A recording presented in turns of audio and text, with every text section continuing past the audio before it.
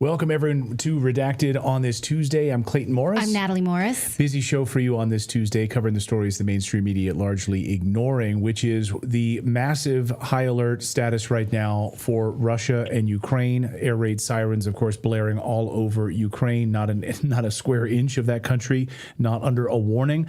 And did President Trump know about the attacks on Russia's nuclear infrastructure over the weekend? The official narrative is that, they didn't know about this. Senator Lindsey Graham and Senator Blumenthal in Ukraine ahead of these attacks.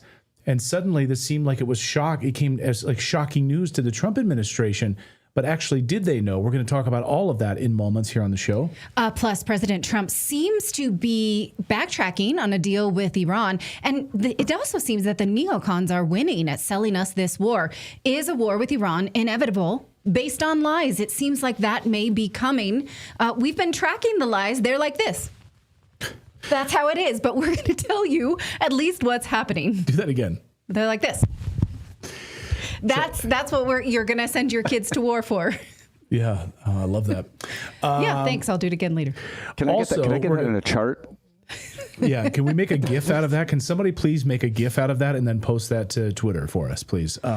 Also, we're going to talk about Italy on the show today. And yes, Mount Etna exploding over the weekend, but the real story has nothing to do with Mount Etna. We've been covering this for over a year here on the show, that Italy is about to explode. Over 24 volcanoes bubbling to the surface. The government is really lying about it and not warning its citizens about getting out of southern Italy. So we're going to look at all of that and more as Redacted kicks off on this Tuesday. So good to see everyone. Thank you guys. Plus, I want to really ask you to stay around for the other story we told you about in that rundown, is that the hate crime laws that are being used to prosecute the Boulder firebomber are based on a lie sold to you over 20 years ago on the gay pride movement shoulders of Matthew Shepard. I've been waiting a long time to tell you this story. I'm going to connect those things. I really want you to be here for it, so please stick around for that. It's a fascinating story, it really is. And I think for a lot of people that don't know the Matthew Shepard story, this is going to be an eye-opening segment, so stick around for that. Good to see everyone. And thank you guys for subscribing. It's free to subscribe. And thank you guys for your comments. We're working on a new system here, so we're going to be able to get a lot of comments up on the screen during the show. I'm very excited about that. But in the meantime, if you do subscribe, your name will pop up here. Welcome to the Rebellion right on the screen. So if you're new here, please do that. All right, we've got a lot of news to get to. But first, we want to tell you about our friends over at Connect Invest, because is your money working for you? Well, investing in real estate has never been easier thanks to our friends at Connect Invest. Savings accounts, CDs offer really low returns, barely keeping up with inflation. Stock market, volatile, unpredictable. One day you're up, the next day you're down. If you're tired of watching your hard-earned money sit idle or ride the market roller coaster, it's time for a better solution. Now you can invest in real estate short notes with as little as $500, with annualized returns up to 9%. Yes, you heard me right. With as little as $500. You can actually start earning fixed monthly returns by investing in short notes. And I will say that almost all of my team invests using this method. And I get regular text messages from the team members that are like, I can't believe it. This is allowing us to generate a lot of income, a lot of recurring revenue that they're using to then save up to buy their own home to live in. So no property management, no market swings, just steady, predictable income with annualized returns up to 9%. Right now, here's what you do. Just go to redacted.inc/invest, redacted.inc/invest. Sign up today, get a $50 bonus in your account, and you can start investing in real estate short notes right now. I'm telling you, it is a game changer. Well, this is a DEFCON moment for Ukraine. Air raid sirens blasting all over the country of Ukraine at this moment, warning of potential attack from Russia, launching long-range weapons in. So you see these areas here in the red? That's the areas that are currently under air raid sirens in Ukraine. So everywhere. That's all of Ukraine, in case you don't know the map. So that means nothing is off the table for Russia at this moment. This comes after Ukraine and NATO launched another attack on the Kerch bridge in Crimea, leaving it in critical condition of collapse. And they did it this time underwater. Here you can see the explosion under the pylons there. According to reports, Ukraine's Secret Service, along with NATO coordination, blew up the Crimean bridge. The operation took months of planning. Just like the drone strike over the weekend, underwater supports were badly damaged at the base of the bridge. You can see here, this was the previous attack on the Kerch bridge. The bridge is now in critical condition, undrivable. NATO leader Mark Rutte says Ukraine will now join NATO. There's an irreversible path for Ukraine to join NATO, he says, which is Putin's red line, of course. Listen. Well, you know that when it comes to Ukraine, in Washington, there was a clear commitment by all 32 allies that there is an irreversible path for Ukraine to come into NATO. Not with an end date, not understanding this as part of a peace settlement, but clearly as a longer-term commitment by all 32 allies. And we are building that bridge as we speak, with the command in Wiesbaden, with in Poland, JTEC, which is capturing all the lessons, and of course all the other cooperation ongoing between NATO countries and Ukraine. Thank you so much. So, okay, and that's we're saying clearly based on a lie, given that Ukraine could not have executed the attacks it has over the last few days without the weapons and intelligence from NATO. So it's pretending that Ukraine's not already in the guest room, so to speak. Right. And also some people say some parts of the bridge open. Of course, you remember how many months it took to secure and make sure that that bridge would be reopened. But again, these attacks that have been happening over the past few days, obviously being promulgated by neocons. You have Lindsey Graham, you have Senator Blumenthal, who just arrived, who were there in Kiev over the past few days. You can see, by the way, I don't know if you saw the hotel bill from Lindsey Graham, over $400,000 for his visit on June 1st. Isn't that unbelievable? And by the way, Lindsey Graham, so $400,000 for him to go to Ukraine, and his hotel bill, $400,000. And don't worry, though, who approved it? He did. So he approved he got approval from himself for the hotel bill, so that they could meet with Zelensky, reiterate once again, doubling down on this idea that we are done negotiating with Putin. We've got to employ massive sanctions on Putin. That's why they were there, to push these new massive sanctions bill. President Trump was asked over the weekend, do you support Lindsey Graham's sanctions bill? Trump's like, I haven't seen it yet. I'm going to look at it. You haven't seen it yet? You do not support sanctions against Russia. You've been openly communicative about that. On top of that, sanctions haven't worked against Russia. They've been devastating for the West. They haven't worked at all inside of Russia. So now what else are we going to add into this mix?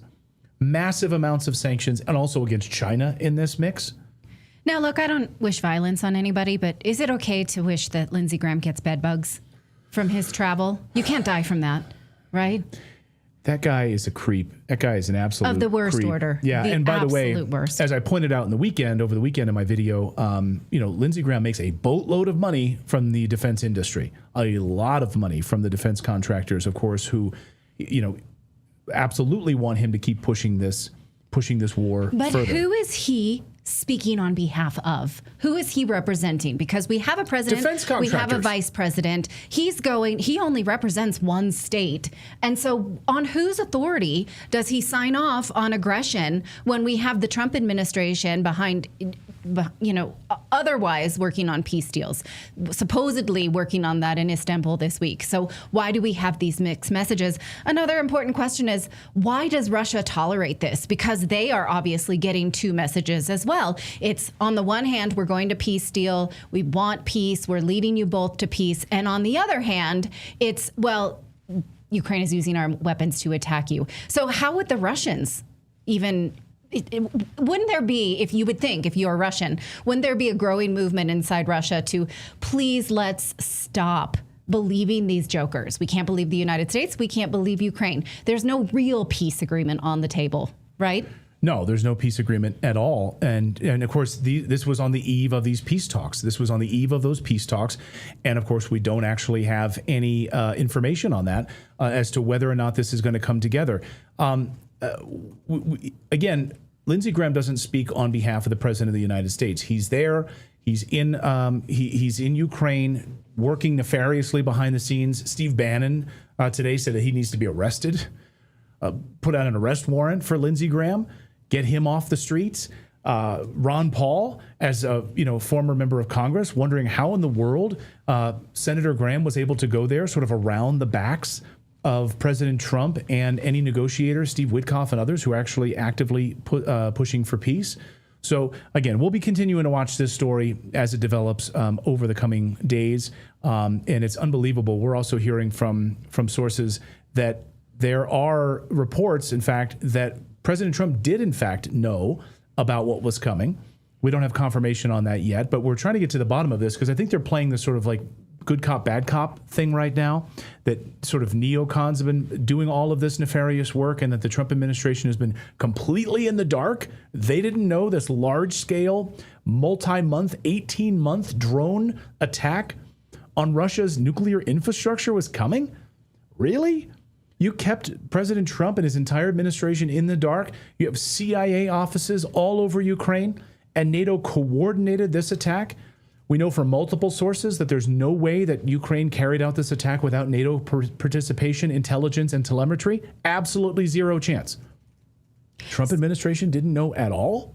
Well, I mean, so we are supposed to believe that after Trump and Zelensky had that falling out in the Oval Office, the Trump administration cut Ukraine off from their intelligence, and Ukraine could not fire a single bullet with any kind of accuracy. But now the Trump administration didn't know, and Ukraine was able to carry out this massive PR win on their behalf, that they somehow knew where all of Russia's bombers were. They knew how to get past Russia's security. They knew how to execute this on their own. That's very hard to believe, is it not? Yeah. Michael Gilt in our chat, in our YouTube chat, says, I'm very disappointed in Trump's global gang right now. Yeah. And of course, you'll recall Lindsey Graham, you'll recall Senator McCain, who was there at the time, right in the middle of the Maidan Square, like filming the coup that was unfolding right before their eyes. So they're all, celebrating all of this. So we're going to have more on this story coming up here. One more piece of it, though, lest you think this has nothing to do with you. It does. And in fact, soldiers are now in Germany taking over the training of Ukrainians at the army base in Germany. It's soldiers from I can give you the 278th Armored Cavalry Regiment of the Tennessee Army National Guard replaced the brigade from Pennsylvania. Yes. Our soldiers are in harm's way. Absolutely, they are, because they are training Ukrainian soldiers to do this. So do not fool yourself to think that this is at arm's length from us. It is not. Coming up, we're going to talk about the Iran nuclear deal or no deal right now. It seems like it's a big win for the United States, but once again, neocons involved in the backside of this whole thing trying to scuttle this deal. You have Israel shills like Mark Levin and others who are actively pushing for us to go to war with Iran. But what if we can get a deal where no one dies? Wouldn't that be a huge win for the United States? Oh, no, not if you're one of these Israel shills like Ben Shapiro or Mark Levin, who actively want us to bomb Iran off the map. But we're going to talk about that coming up in just a moment. And we're also going to talk about the Netherlands collapsing under the weight of illegal immigration. All of that and more. But first, we want to tell you about our friends over at Block Trust IRA, because are you ready to break free from outdated buy and hold crypto strategies and unlock the true potential of cryptocurrency?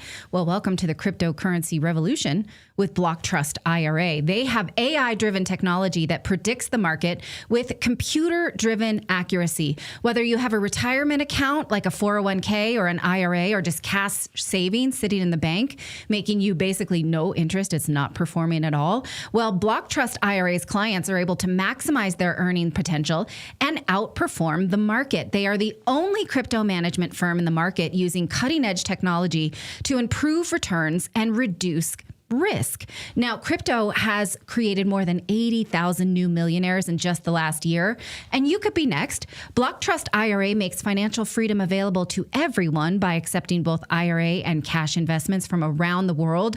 Unlike meme coins or scams that prey on hardworking Americans, Block Trust IRA has the best-in-class military-grade technology, and their clients are 100% insured for up to $200 million. So you need to learn about this for yourself. Head on over to redactednewscrypto.com or call this number on the screen. It's 877-649-6732. Or again, head over to redactednewscrypto.com. You can receive up to $2,500 in bonus crypto, again, by heading on over to redactednewscrypto.com. So how are Russians responding to this latest round of attacks inside of Russia, attacks inside of Moscow, attacks all over Russia, hitting the nuclear infrastructure, striking the Crimean Bridge on the eve of peace talks? Well, we thought we'd ask American journalist and author and former Senate aide Tara Reade, is an RT contributor and lives inside of Moscow and joins us now from Russia to talk about how this is being perceived inside of Russia. Tara, great to see you. Welcome back to the show. It's wonderful to see both of you. And, this is a really unusual time in history. I mean, as a geopolitical analyst, I was making predictions of peace by Easter. I was thinking that we were all moving in that direction. And then here we are having this conversation when many people are saying we're on the brink of World War III. It's shocking. The narrative from Washington, D.C., or at least we're hearing, is that President Trump, Pete Hegseth, and others were totally in the dark, didn't know anything about what was unfolding. We understand it took 18 months of planning to carry out this large-scale drone attack against these nuclear bombers. The Crimean Bridge apparently took months of planning to attack overnight. President Trump and the defense secretary completely in the dark. But I think you're hearing something different. Well, what have you learned? Well, I've been hearing from a couple of different people, Clayton, and I really am not wanting to spread, rumors out of school, if you will. But these are reliable former intelligence and people that worked in different former administrations, presidential administrations for the DoD. They're saying that actually Pete Hegseth was with his staff watching this real time. Now, this could be a planted rumor to make Donald Trump look bad.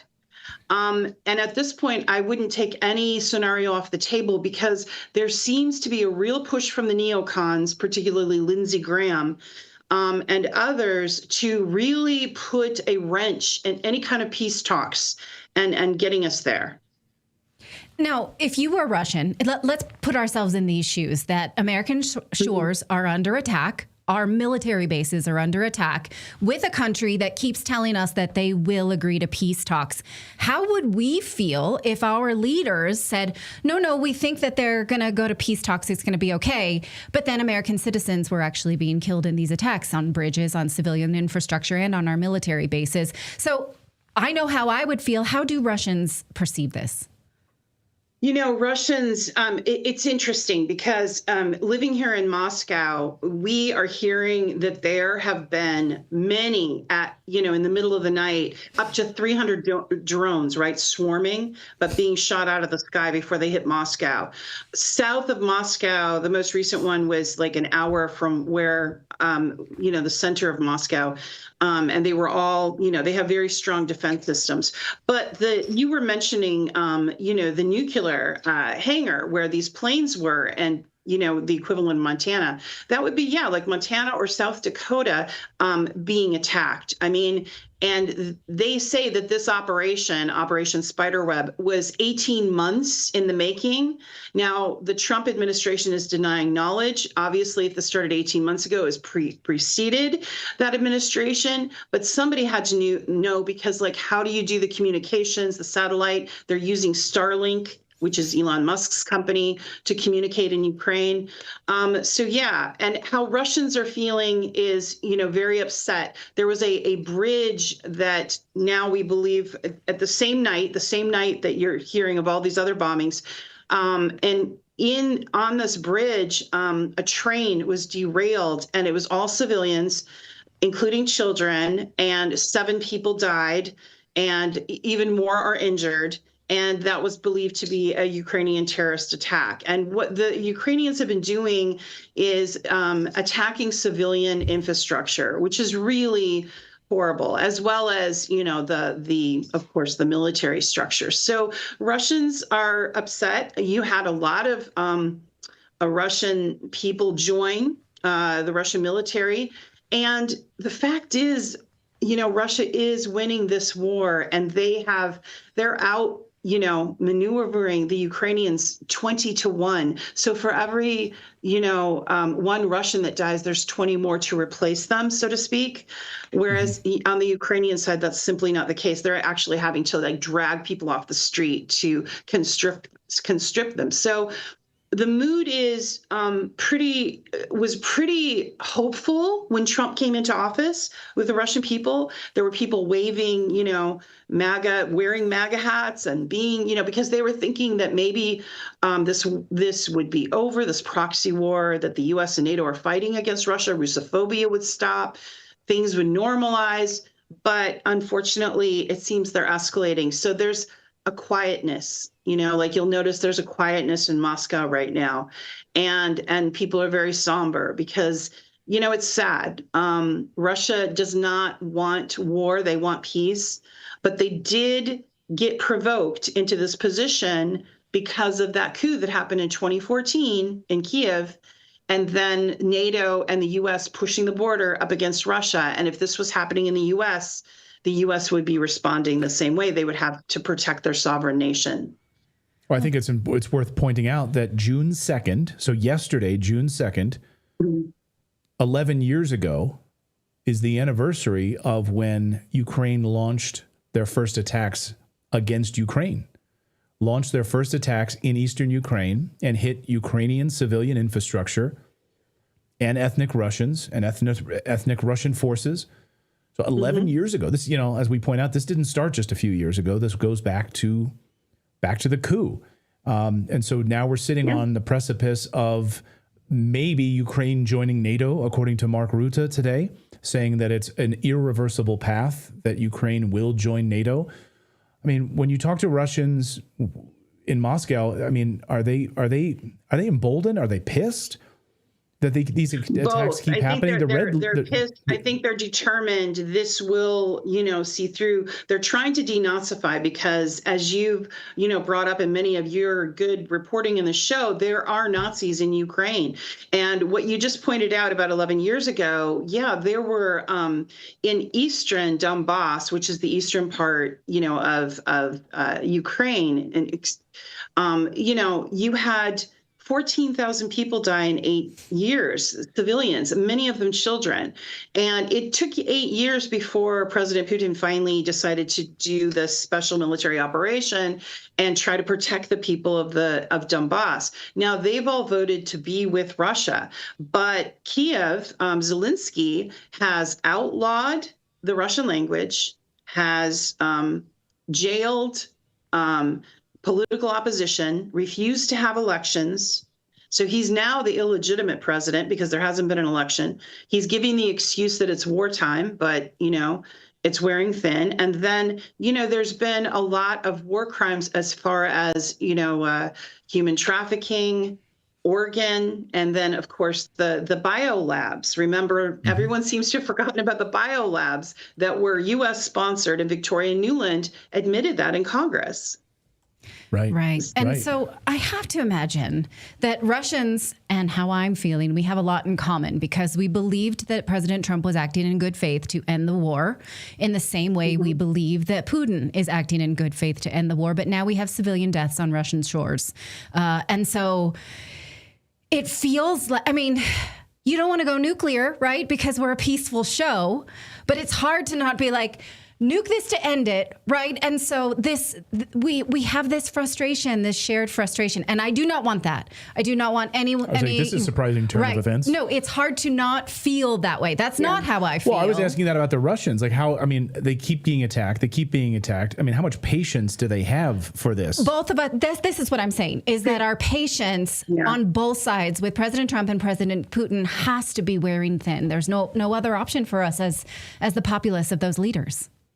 You make a good point, and you're bringing up the nuclear doctrine that President Putin just amended in 2024. So that's just last year.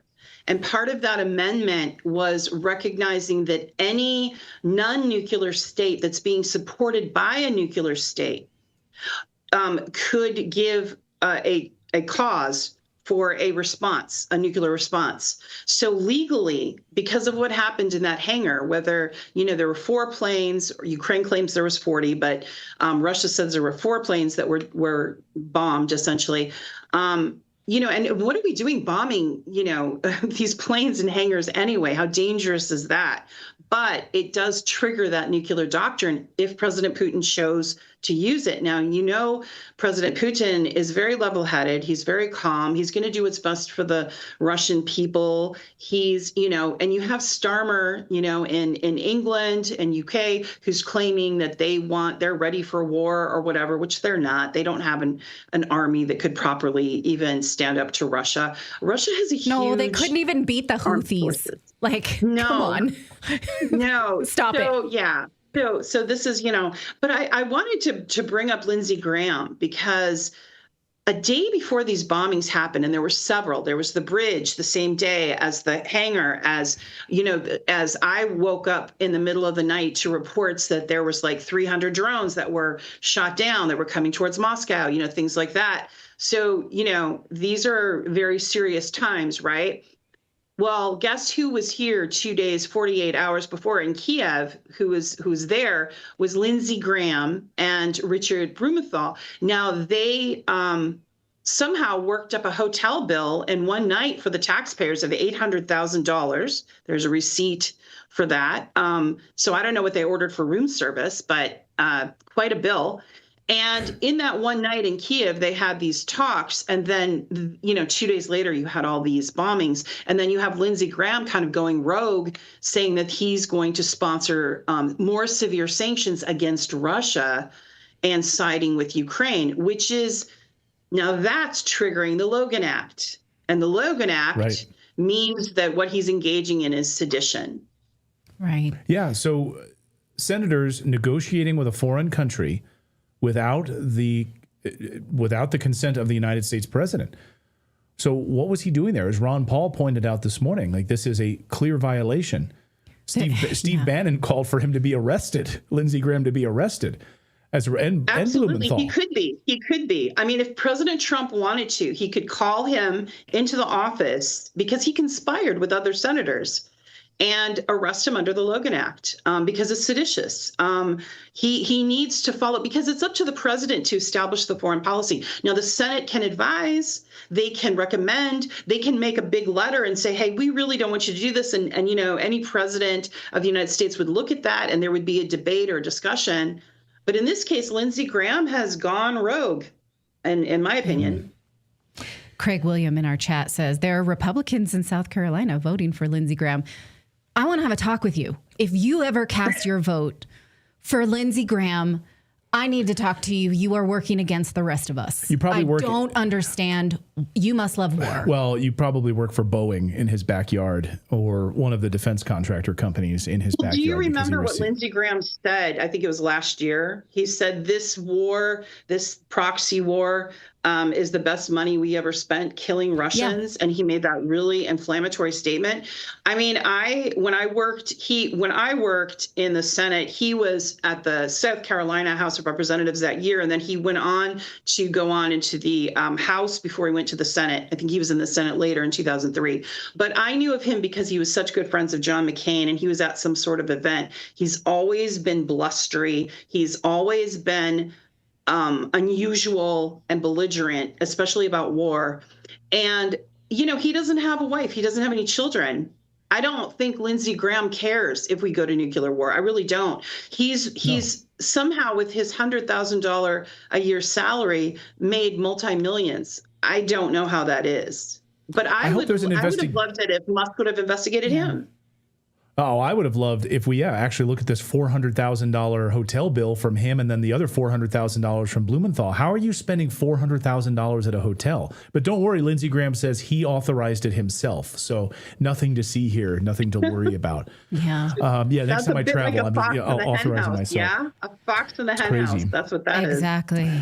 All right. Well, Tara Reade, thank you for staying up till 1 a.m. in Moscow. It's 11:30 there, isn't it? In Moscow, it's 11:30 actually. Oh, 11:30. Oh, sorry, my sounds better. World time buddy was off. Okay, you can read her book, Left Out, When the Truth Doesn't Fit In, how she was a Democratic aide who left the Democratic Party because her story did not fit the narrative.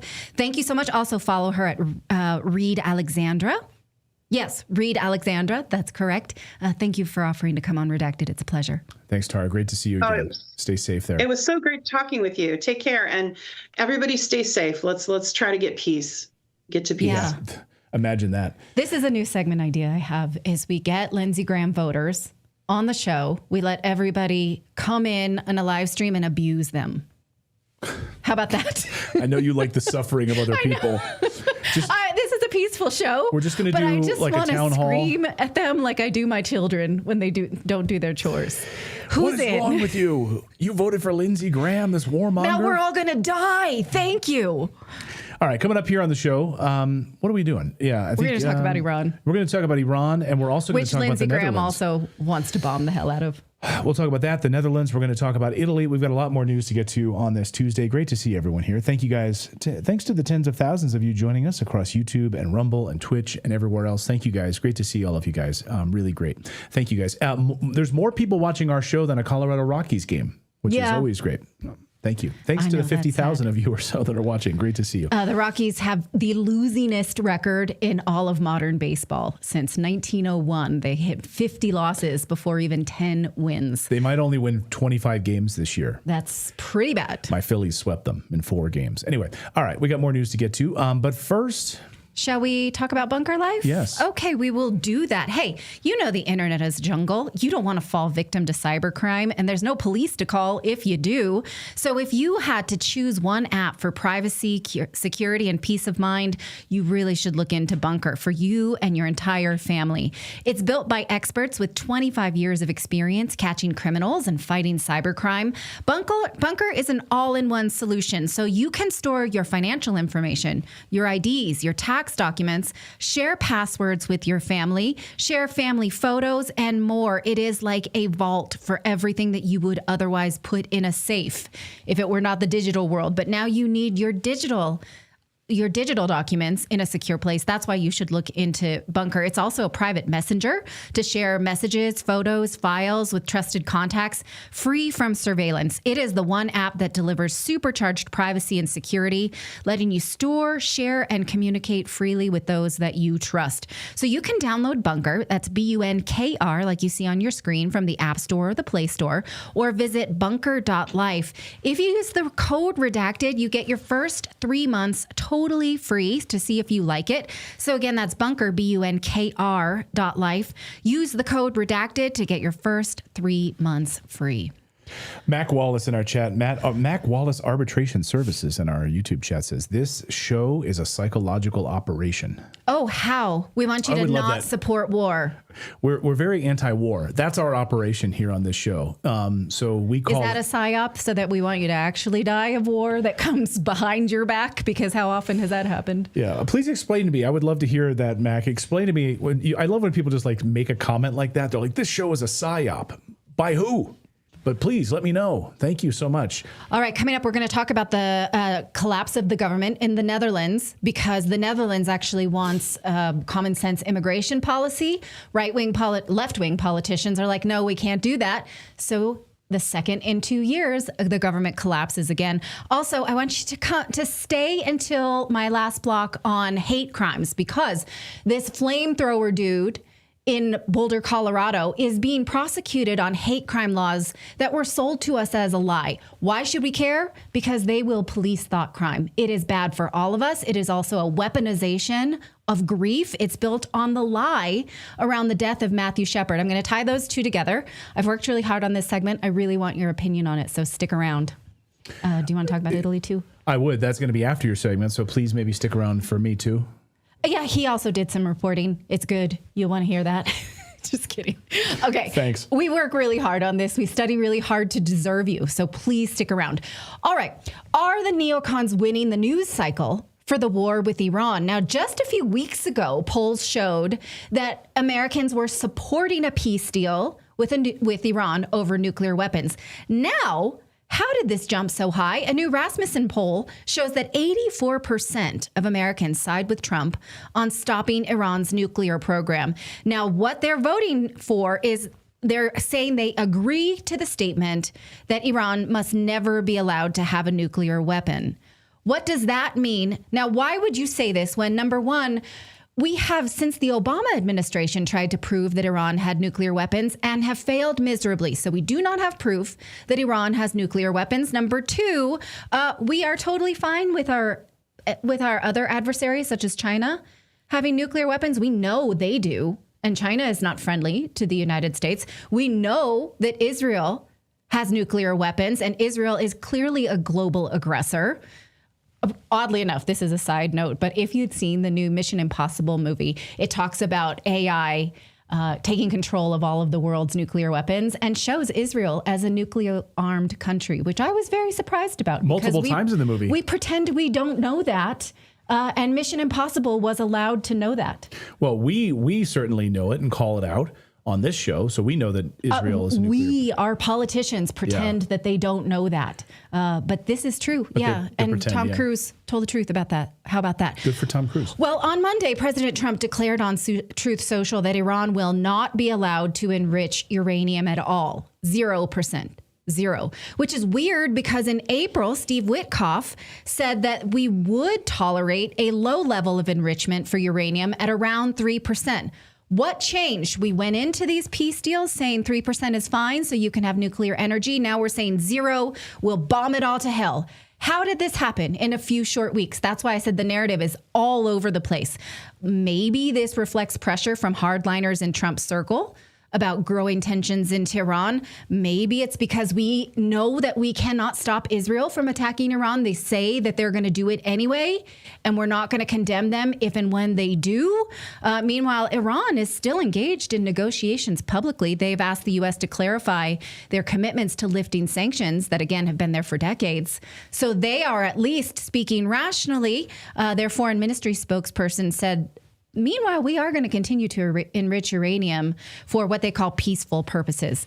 So what again, like our peace deal with Russia, our peace deal in Gaza, what once looked like a possible compromise now appears to be slipping further out of reach. Now, overnight, Senator Chuck Schumer said that there's a secret deal that the Trump administration they're talking publicly, really tough, no enrichment, but behind closed doors, actually engaged in diplomacy.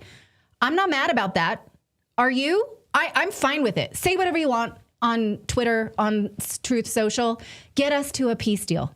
Full stop. No bombing Iran. What do you think? Well, I mean, I think that there's a number of like paid shills right now, and there's all like Mark Levin and these other people who are actively trying to scuttle this deal. So if you're like Israel first, you're outraged that President Trump, that they're trying to negotiate a nuclear deal with Iran? How dare you? You're supposed to be bombing them off the face of the planet. That's exactly what they want, of course. And so these neocons, once again, trying to scuttle this plan. Wouldn't it be great if out of this deal, we don't lose anything? Right. We just don't lose lives. We don't have people dying. So Iran would have the inability to create nuclear weapons. They would only be able to create civilian infrastructure, nuclear energy. And the United States, what? Like, what's so bad about that? Oh, you mean we wouldn't all die in a massive regional war? Like, they can't handle that. These neocons absolutely want us to go and bomb the shit out of Iran. Right. And think about their neighbors that are nuclear armed, Pakistan and Israel. Right? Why are we okay with that? China, which is an adversary, an admitted adversary to the United States, still does. Why are we focused on someone else's enemy? I'm just curious.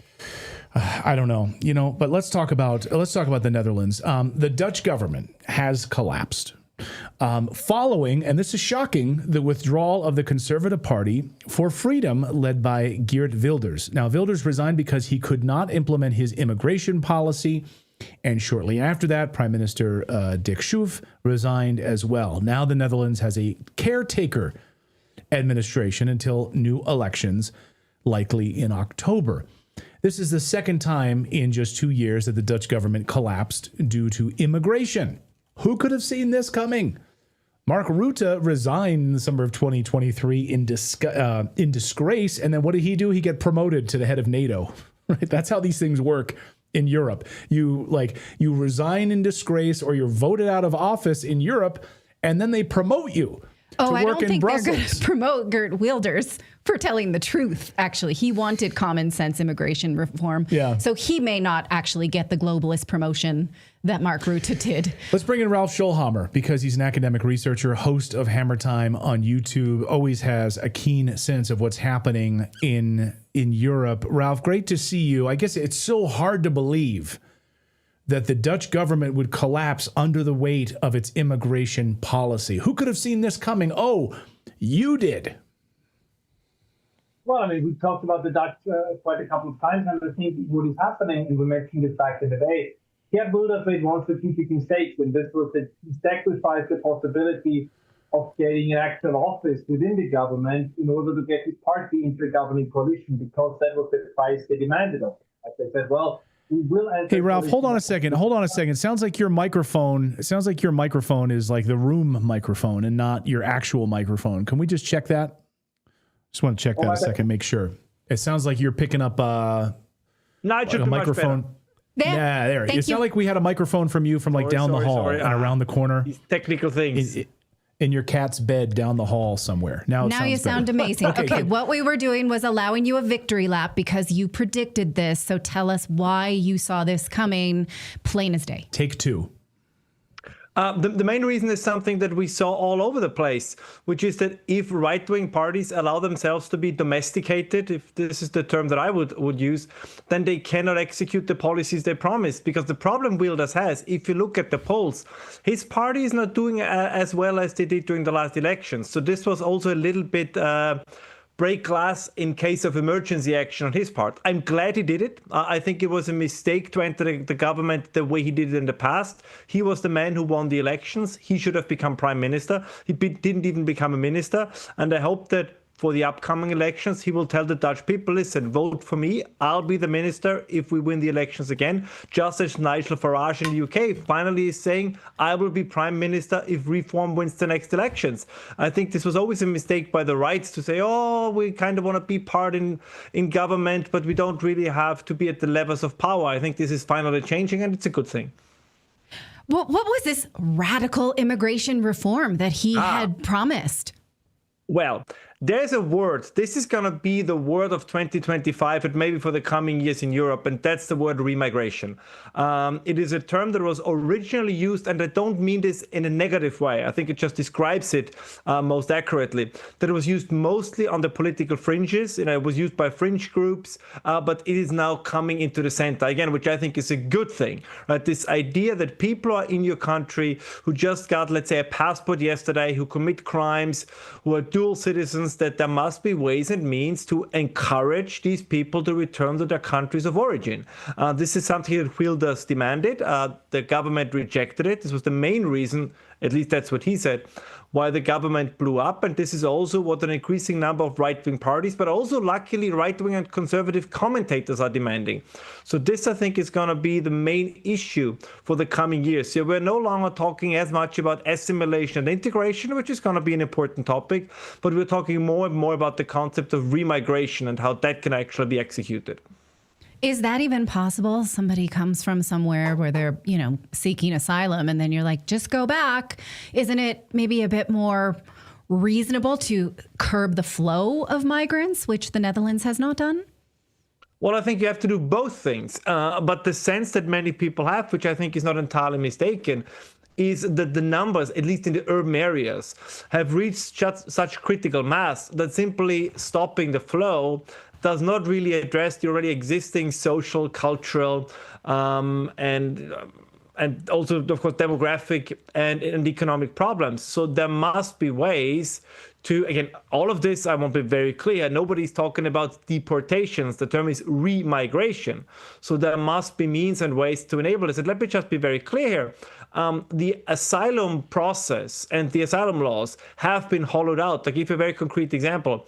A refugee from Afghanistan who claims asylum and actually has no right to claim asylum can still stay in Europe, in Germany, in Austria, and other places, simply because he's threatened by poverty in Afghanistan. There are many people in the world that, compared to Europe, are very poor. So if we make poverty, if we make climate change grounds for asylum, right, then you're correct, Natalie, then these people will never return. But I think there has to be a somewhat more forceful approach that says if you come to a country, if you have no valid claims for asylum, that you're persecuted in your country, there can be no incidences. Just to give another example, we have people in Norway, in Sweden, in the Netherlands who go home for vacation, for family reunions, to the places from which they supposedly fled to Europe. That makes no sense, right? This is like Jewish emigres to the UK or the United States going back to Nazi Germany to celebrate weddings and birthday parties. And I think at some point, Americans and British people have said, "Oh, wait a moment, didn't you tell us that's not asylum?"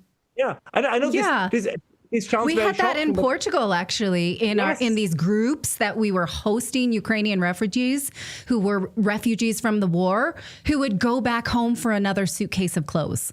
That's not what this is. To be clear, that wasn't, she said we, not us. We didn't host them. It was like in my But they were like, she flew back. When we lived in Portugal. She flew back to Kiev to pick up some of her dresses and flew back to Portugal and her jewelry and things like that. Like, that's not exactly how this works. That's not exactly how this works. Yeah, and we, of course, and the law has been ignored for a very long time. I'll give you another example. There was a recent court case in Germany just 2 days ago with a family from Somalia, and they were rejected asylum mostly on the grounds that they came via 6 different countries. And the German government said, listen, there have been a couple, including Poland, by the way, there have been a couple of countries en route to Germany that were safe states. So if you need asylum and protection, you could have gotten it in any one of those countries. You have no right to come to Germany. But the German court now decided that no. Germany has to accept those asylum claims. So we have the same thing that's happening in the United States where you guys are, which is that you have an activist judiciary that pretty much believes that they can make asylum and immigration law. And this is going to be the battle that's going to take place against the courts.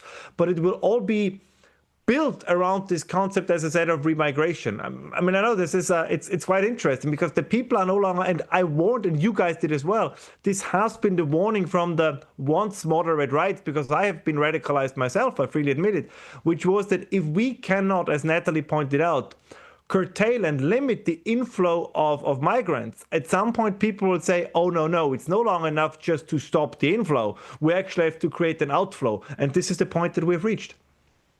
Eva Vardlingerbrook posted this just a few hours ago. She said right-wing leaders should never compromise on their key objectives. She's talking about Wilders here. And she said just to be able to form a coalition, and of course she's a Dutch journalist, she's from the Netherlands, she says, it destroys all credibility when they basically just come together, they give up their key objectives, they form a coalition. They're better off in the opposition, she says, until they become big enough to make actual change. She's thrilled that he decided to withdraw from the cabinet. Do you think that that's a smart move? Because we see all across Europe these coalitions coming together and then nothing ever comes of it. Well, there are 2 points to be made. One is, and I said this on your show several times, there's a difference between being in office and being in power. So the right-wing parties need to get critical mass at elections, that they're not just in office with other parties in a coalition government, but they can actually be in power. Now, in the Dutch case, and I know and I like Eva very much, now, but the Dutch people, deep down, I'm afraid, are still quite, let's say, positively inclined towards a liberal worldview. I mean, this is something that's hard to give up. If you were the, same-sex marriage and rainbow warrior kind of country, the #1 most liberal state in the world, this is something that's difficult to give up. So the question is whether this strategic move by Wilders will actually pay off. Like, will he come in first and significantly come in first at this new election, or will the coalition of the Labour Party and the Green Party, which in polls currently is about is polling at the same level as his party, or will he actually be weakened by these elections in October? I think it's too soon to tell, but the Dutch people, I would say, are not usually known for their right-wing inclinations. Right. That's a good way to put it. Yeah. There was no contrition about what Mark Rutte did to them. Like, oh, we shouldn't do this again. Maybe our liberal leaders are leading us into destruction. It was only if you were a farmer that you felt that. The rest of them were insulated by their politics in the cities. I mean, there is, and I'm sure you talked about this probably yesterday on your show, the recent presidential elections in Poland. Now, if you look at polling in Poland, what you see is that there is this massive shift, and that's happening in Germany. It's also happening, I think, in the United States, particularly among men under the age of 30, but in rural areas, also women, this shift to the right. Gen Z is shifting to the right. The exception is always women under 30 in urban centers. That's always the big exception. Women in cities, single women in cities are very, very liberal. But we can talk about this on a separate occasion. But apart from that group, everybody who's below the age of 30 is shifting to the right. Now, if this trend that we've seen in German elections, in Austrian elections, in Polish elections, in American elections, if this also holds in the Dutch case, I think then Wilders can pull it off. But it's going to be difficult because the opposition parties will say, well, look at Wilders. He can't get anything done. Then he blows up the government. Why would anybody trust him? And that could be potentially an interesting line of attack. So he has to be careful. It will take all he has when it comes to his political talent and political skill to get the power that he's striving for in order to affect the change that the Dutch people hopefully want. All right, Ralf Schollhammer, thank you for staying up late in Austria to explain this to us. Yeah, great to talk to you as always. Follow Ralf on the Hammer Time YouTube channel as well as on X. Thanks, Ralf. Thank you so much. Talk to you soon. Great to see you guys. People in the chat, so we were talking about the psyops, and someone says Clayton's eyebrows are a psyop. Are they? They're absolutely real. They're real and they're strong. They're really strong eyebrows. When I was pregnant with our first child, my mom said, I hope the baby doesn't have eyebrows like that. Can you imagine if the our baby did not out of the womb? Pops out with these eyebrows. These are some strong eyebrows. Yes. I got to trim them up, I think. No, they're looking good. But they are, yeah.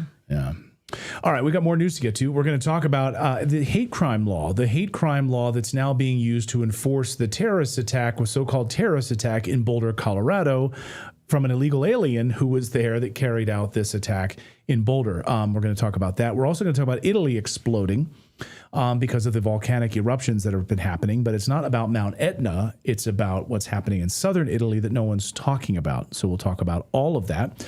But first, ladies and gentlemen, there is a war happening right now. It's probably not what you think. It's in your gut. A battle between good and bad bacteria can determine your health. And Kimchi 1 from Brightcore Nutrition is the fermented superfood that your body needs to arm the good guys with the right weapons to defeat the bad actors once and for all. I've heard it described as like the special forces for your gut. Now, I've been taking this every day, and I have to tell you, I feel fantastic. This is now a part of my daily supplement regimen. All health starts in the gut. So putting the right fermented superfood in your gut improves every aspect of your health, your heart, your brain, even the quality of your skin, the growth of your hair, all of it. Maybe you've got arthritis. I'm telling you everything. My mom was just visiting last week, and I told her she's got to get this for her arthritis. And she said, send me the link. Send me the link. I'm going to get it. So the good news is you'll get 50% off if you call their 800 number. So call 888-404-6312 to get 50% off and free shipping. Now, if you don't want to call them, if you're too scared to just get on the phone, you'll get 25% off just by using the code redacted and going to their website. So again, 50% off if you get on the phone and just talk to them. They're an American company. The creator is an American patriot. She has fought, basically, she led like the Maha movement before the Maha movement even existed. So go to mybrightcore.com/redacted or call their 800 number, get 50% off and free shipping. You've got to try their Kimchi 1 product. I'm telling you, it's amazing. 888-404-6312. Give them a call today. All right, this next story I want to tell you, and I want to let you know that I ran it through AI to see what the algorithm thinks of it, and it hates it. The AI does not want me to tell you the story, which is exactly why I'm going to. My intentions are good because most of us were manipulated by the death of Matthew Shepard. And guess what? The government expanded its own powers based on this. So here we go. Are you ready? Do a little stretch. I'm going to tell you things you probably did not know. Are you okay? You take a multivitamin. Let's go. I took a Kimchi 1. I'm ready. All right. The hate crime laws being used in Boulder today trace back to a very specific case, the killing of Matthew Shepard in 1998. But what if we were not told the truth about this case? And in fact, we were not. Now, this story relates not only to Gay Pride Month, which just kicked off a few days ago, but also to the hate crime laws that are being used to prosecute the firebomber in Boulder, Colorado. These two stories go together in a way that maybe you wouldn't think, so buckle up because you're not going to like this, which makes this photo all the more relevant. Crazed attacker gay pride flag in the background. So here we go. How do these two things come together? It is uncomfortable. It's a story about how grief was weaponized, well-intended grief. A myth became law, and now that law is giving the government the right to punish thought. So the suspect accused of firebombing peaceful pro-Israel demonstrators in Boulder, Colorado, has been charged with 16 counts of attempted murder, hate crimes, and a list of other charges. What he did was heinous, should be prosecuted, no question. But why are we biting on this hate crime bit? What even is that? Aren't all crimes hateful? A crime is a crime. Do we need a new category to punish a crazed man with a makeshift flamethrower? Attempted murder and assault should cover it. Labeling something a hate crime may feel satisfying, but it is dangerous because our legal system is supposed to guarantee equal justice under the law. Adding extra punishment based on intent or emotion risks undermining that very principle. It opens the door to thought policing, punishing people more harshly, not just for what they did, but what we think motivated that. And can you see how then our own rights will be eroded under this?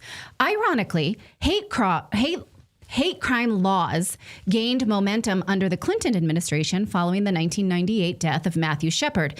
The media story was based on so many lies it's hard to count. We were manipulated not only into the gay pride movement, but also to sign off on the very notion of hate crimes. The Clinton administration jumped right into the Shepard case before an investigation had taken place.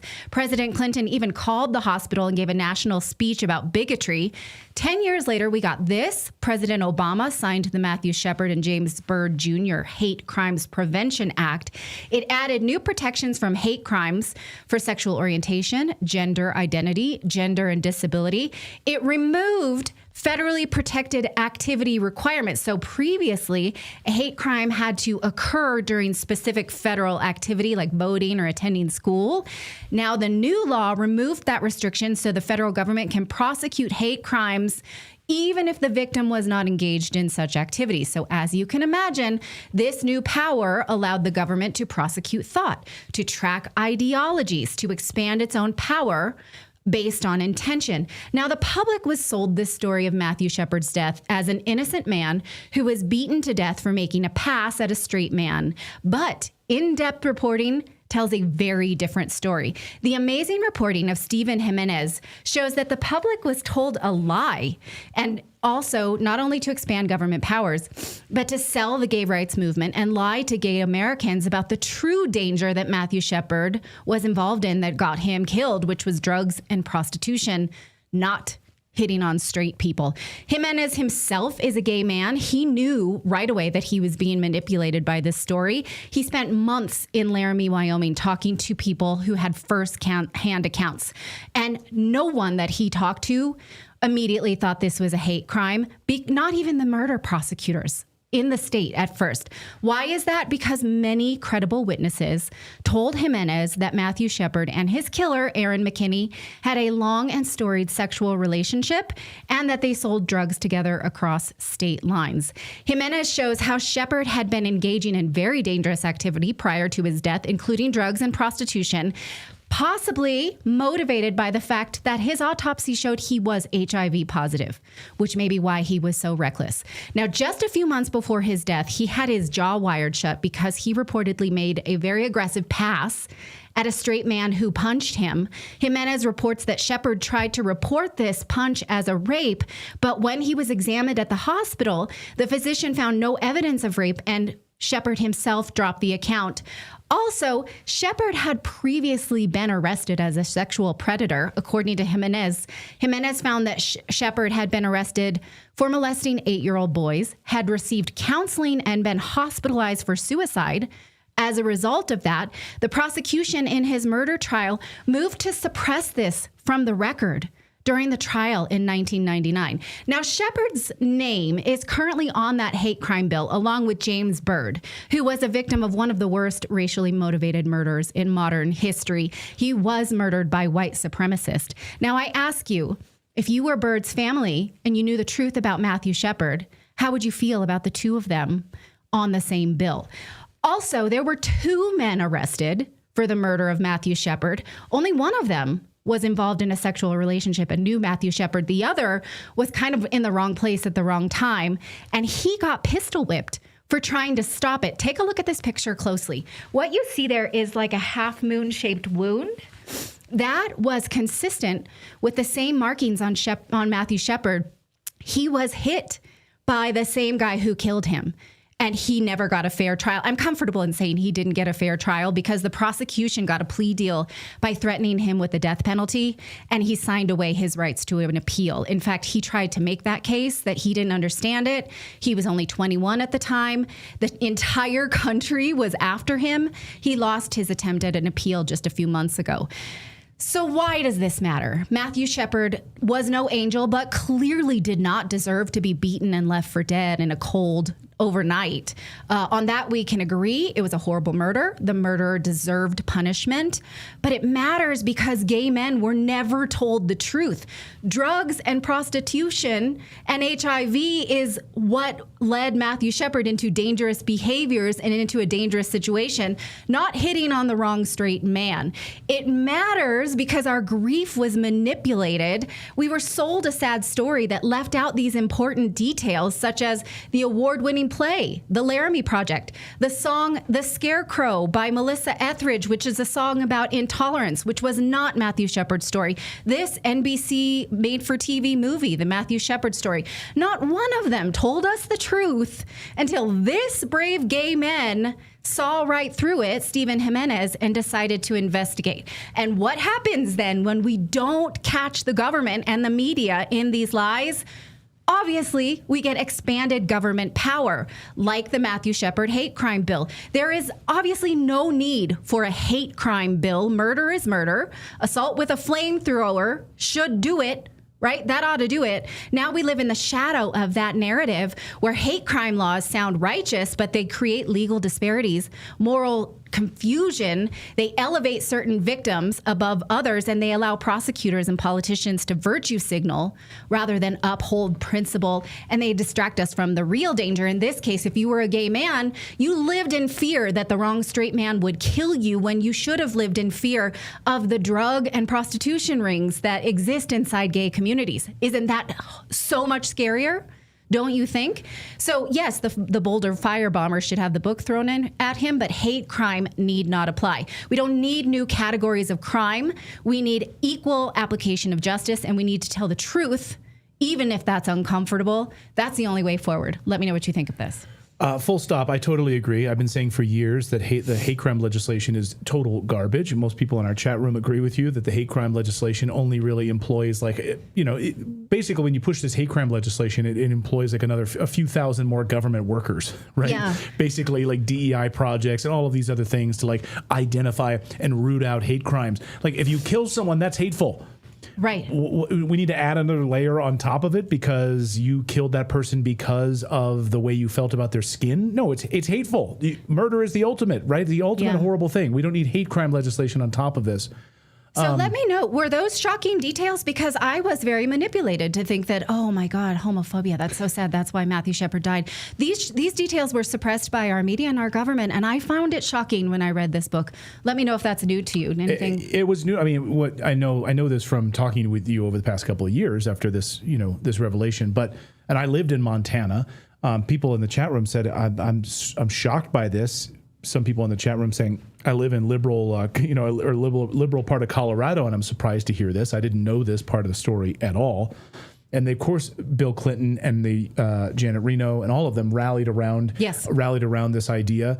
Songs were written about it. You could hear and talk about it. When I lived in the state of Montana, they would talk about this. So I think a lot of people have been duped into this story over the years. And the person who ran then the Matthew Shepard charity was a Clinton lawyer, a former Clinton lawyer. Money was raised on this. Our grief was weaponized. We meant well, right? We didn't know. Why lie to us in order to expand government powers? I'm mad as shit. Can we also, though, talk about the other big piece of the story is that this guy in Boulder was an illegal immigrant. I mean, he was here and his visa expired, so he was here illegally. under Biden's open border policy. So, of course, they're never going to talk about that. They'll never open up and actually talk about how this guy was here illegally and carried out this attack. How many more individuals like this are there in the United States? The drug cartels, the gang members, the violent criminals who are here that the Biden's open border policy allowed in.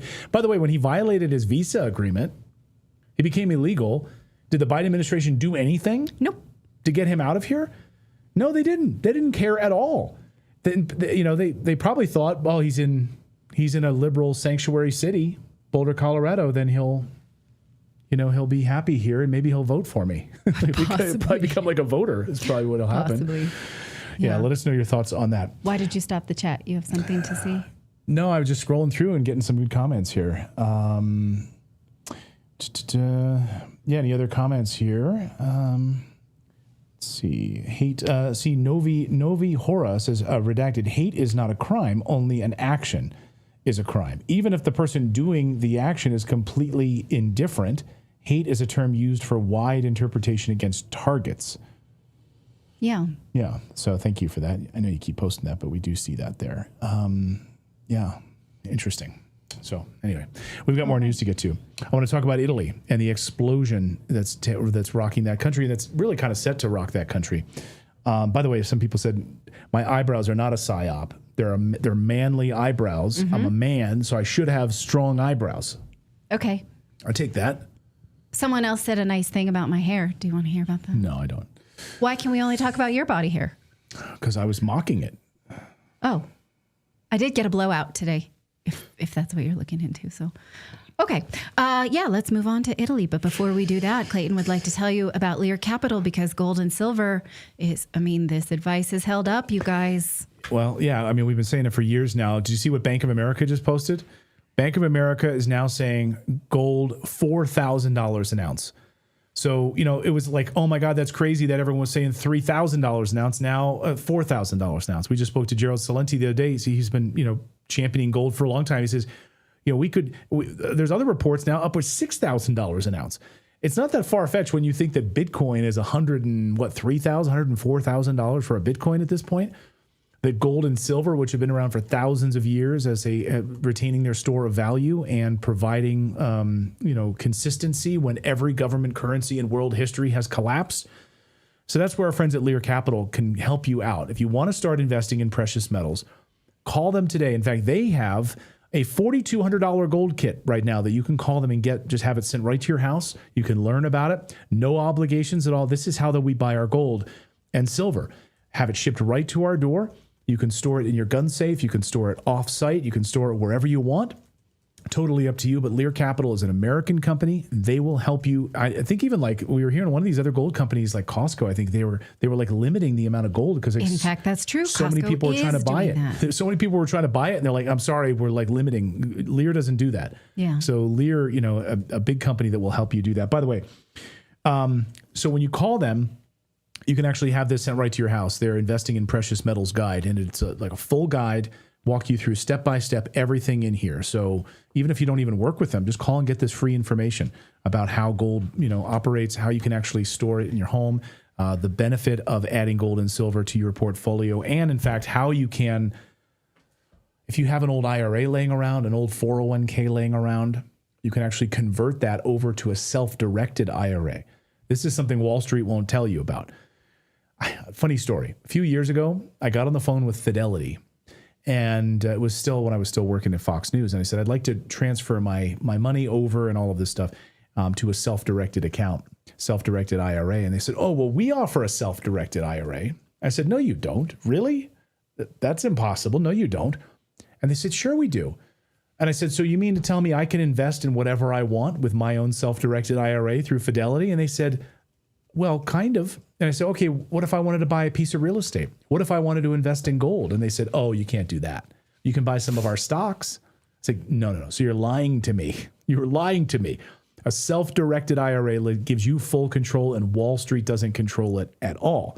And they can help you set that up too. They're a fantastic company. So call them today.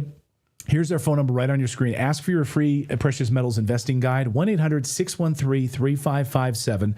Talk to them on the phone or just go to the website, learredacted.com, and have a conversation with these guys. They're a fantastic American company, so our thanks to them for supporting the show. Hello, Redacted. Tim S. says, good to see you. Mark, by the way, we have a few sponsors in our show because this is a free show. Otherwise, we wouldn't be able to do this and employ the staff that we have here and pay for everything that we've got in our studio here. So thank you for your support. Someone in the chat said they were shocked by that story and they didn't realize that Matthew Shepard story at all. Me too. Buy the book. Yeah. Yeah. Buy Stephen Jimenez's book. It's shocking. And also, when I put those data points into ChatGPT, it lectured me profusely that those things are considered it's written conspiracy. By liberals. Yeah, it's written by a gay man who spent months and months in Laramie, Wyoming, talking to firsthand sources. I believe him. I don't think any of that has been proven to be not true. And in fact, there was some truth reporting around 2020. They actually tried to do some of that, left some out. And so I can't throw all the media under the bus. 2020 did report some of that, but most of it was hidden from us. And again, it's like the Alexei Navalny story. It's like once Hollywood picks this up as something that needs to play your heartstrings for, I'm done. There's something there I'm not supposed to see, and I'm pissed about it. I'm still pissed about it. And again, I do grieve the death of Matthew Shepard is horrible death. But again, he was running in very dangerous circles. It was not something to blame straight men for at all. All right, let's talk about Italy. Well, Italy is a ticking time bomb ready to explode. And who could have seen this coming? Oh, we did.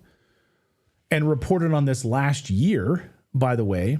We warned then that dozens of volcanoes set to explode across southern Italy in the Campi Flegrei area, the volcanic depression area. But all eyes, of course, on Mount Etna, which just exploded this weekend once again. It happened 10 months ago. Everyone's saying, acting like, oh my God, this is like such something new. Oh my God, Mount Etna exploding. This is a distraction, though, from the real story, which we'll get to in a second here, and people need to pay attention to. And I have a question for the Italian government. Like, why are you not warning the people of Italy to move, to get out of this location? Because all signs point to a devastating cataclysm that's about to happen in Italy. So what's really going on in Italy? Well, on Monday, yesterday, June 2nd, Mount Etna, Europe's most active volcano, so nothing really surprising here, erupted, sending a massive ash plume into the sky, prompting tourists to flee its slopes. These people running for their lives. Oh my God. I mean, what would you guys do with this? So you get really, I don't know if you know about Pompeii. I mean, you really can't outrun this stuff. So just get running as fast as you can. Personally, I wouldn't recreate on active volcanoes. That's kind of one of my rules. Yeah. How boring, Phillips. Yeah, it's one of your rules. Yeah. Stay away from gluten and don't recreate on active volcanoes. It's lessons to live by. What a stiff he is. I know. You don't like camp on an active volcano? Did you guys hear? No. And I mean 2 a.m. I hear some rumbling. I don't even go sound? I don't even go up Mount St. Helens because that terrified me as a kid, and I was like nowhere near here. So, and it's like I can see Mount Helens from here. So. Well, Mount St. Helens, the dome continues to grow there too. So you might want to. So good call. Yeah, you're kind of like living near the epicenter there, Philip. You might want to rethink this. Anyway, this eruption originated from the southeast crater of Mount Etna, triggered by a partial collapse that led to pyroclastic flows, lava fountains. Again, 9 or 10 months ago, the same thing happened, although it looked a little bit different. Massive eruption.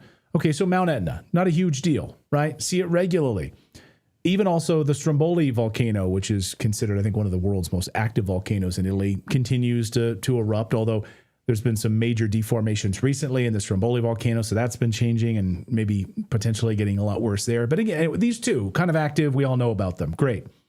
But the real deal is 550 kilometers away near Naples, next to Mount Vesuvius. And again, Mount Vesuvius gets all the attention. Oh, Mount Vesuvius, it's great, beautiful. It's a conical volcano. It's kind of dormant, and we haven't seen it explode in 39,000 years or whatever, but it's fine. But the real story is Campi Flegrei that is ready to explode. Last year, there were warning signs started showing with seismic experts pointing to a major event that was coming. that could wipe out southern Italy, could wipe it off the map. Here's what we reported over a year ago. Watch. Look how much younger I look. And the Italian government is sending all sorts of mixed signals about this. But one thing is abundantly clear. Italy needs to start mass evacuations right now, or expect a huge loss of life thanks to a hotbed of volcanic activity. Thanks to 24 separate volcanoes that are showing dangerous signs of exploding. So in April of 2024, southern Italy, over 600 earthquakes recorded over a few days, the most ever recorded in a single month. Crustal deformation in Campi Flegrei indicates potential seismic activity. The decrustification, the deformation in Campi Flegrei area suggests seismic episodes.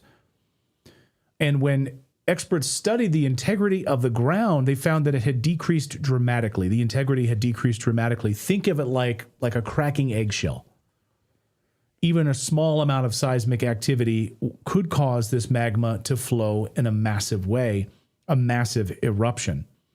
Italian news reports have been highlighting these earthquakes for months, and so have tourists been posting like, hey, we were there. We smelled all this sulfur. There's cracks in our middle of the night. We've earthquakes, and there's cracks down the side of our hotel room. We were glad to leave Italy. Watch this news report. Questo che abbiamo trovato a terra stamattina, tutti gli espositori con la merce a terra, qua è lungo il corridoio, dove ci sono tutte le batterie a terra, tutte capovolte. Earthquakes. Building destruction. A Pozzuoli, Luigi ha il negozio di autoricambi di fronte a quello di Antonio, che sta guardando sul suo telefonino. But this is happening on a regular basis. So people who've had their heads stuck in the sand are claiming that there are no signs of an eruption because there's no clear upward magma intrusion. There's no giant cone that's shooting out of the ground. What they don't understand is that Campi Flegrei is a 15-kilometer wide depression, like a cauldron. It's not a typical shield or a cone volcano. So going back to 1948, by the way, Billy Meyer had published warnings about this, that this was going to come to Italy. Published this in 1948 in copyrighted material, so you can actually verify it for yourself in the 1940s. And then he wrote again about it in the 1980s. This is why we've been tracking this story. He's written about it. It's copyright verifiable. It's happening. Maybe time to pay attention to this, or a lot of people are going to die. He's written extensively about the coming destruction of Europe. And what he wrote is happening right now. You can dive deeper into the Billy Meyer materials and prove it, verify it for yourself if you want. It's all public. It's going to blow your mind, actually, if you're open. Some of you are very familiar with Billy Meyer, because I hear from you on a regular basis. You say, hey, thanks for covering the Billy Meyer materials. Others of you might not be ready for that. That's okay. We're all at different stages of awakening to these things. One day before the Etna explosion, a piece hit the news about Campi Flegrei. So this was before Mount Etna hit this weekend, calling it basically a sleeping giant. Naples and the burning fields, supervolcanoes, sulfur, and the sleeping giants. How there are 24 underground volcanoes near Naples that are sleeping giants showing signs right now of waking up. So maybe don't buy some real estate near Mount Vesuvius at this point, or anywhere near Campi Flegrei in this massive area.